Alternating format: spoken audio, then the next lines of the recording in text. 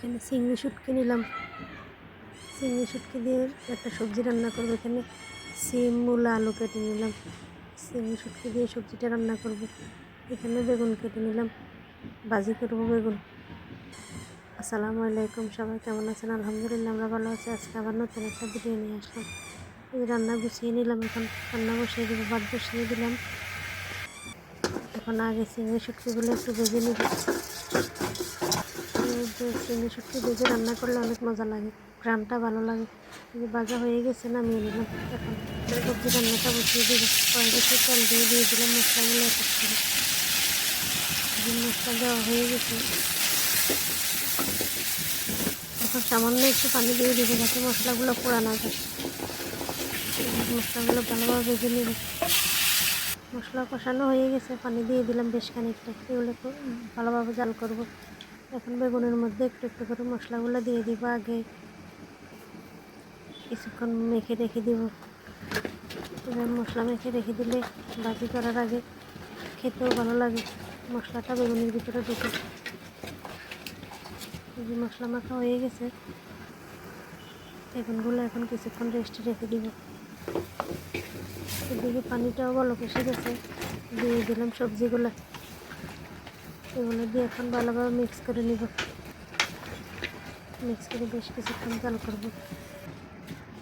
Mix করা হয়ে গেছে, এখন জাল করবো বেশ কিছুক্ষণ। এদিকে ভাতও বলক এসে গেছে, সবজিটাও কষানো হয়ে এসেছে। একটু কষাবো, কষানো হয়ে গেছে। এখন পানি দিয়ে দিলাম, শুটকিগুলো দিয়ে নিলাম, দিয়ে দিলাম শুটকিগুলো। বেশ কিছুক্ষণ কষাবো এখন। এদিকে ভাতও হয়ে গেছে, ভাতের মাছ একটু দিয়ে দিব। এখন ভাত রান্না হয়ে গেছে, এখন বেগুন ভাজিটা বসিয়ে দিব। এখন বসিয়ে তেল দিয়ে দিলাম, তেলও গরম হয়ে গেছে। এখন বেগুনগুলো দিয়ে দিব।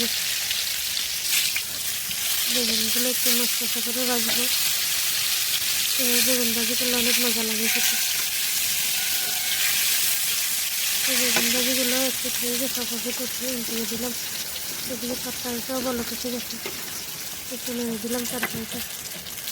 আবার বেশ কিছুটা জাল করবো। এদিকে বেগুনও হয়ে গেছে, এখন উঠিয়ে নিব এগুলো। বাকি বেগুনগুলোও ভেজে নিব। বাকি বেগুনগুলোও দিয়ে দিলাম, এগুলোও ভেজে নিব। এই যে বেগুনগুলো ভাজা হয়ে গেছে, এক থেকে অপরটা দিয়ে দিলাম। এদিকে তরকারিটাও হয়ে এসেছে, আর একটু জাল করে নামিয়ে নেব। তরকারি কালারটা অনেক সুন্দর হয়েছে। এই তরকারি হয়ে গেছে, নামিয়ে নিলাম। এদিকে বেগুনগুলো ভাজি হয়ে গেছে, নামিয়ে নিলাম। অনেক সুন্দর হয়েছে বেগুন ভাজিগুলো।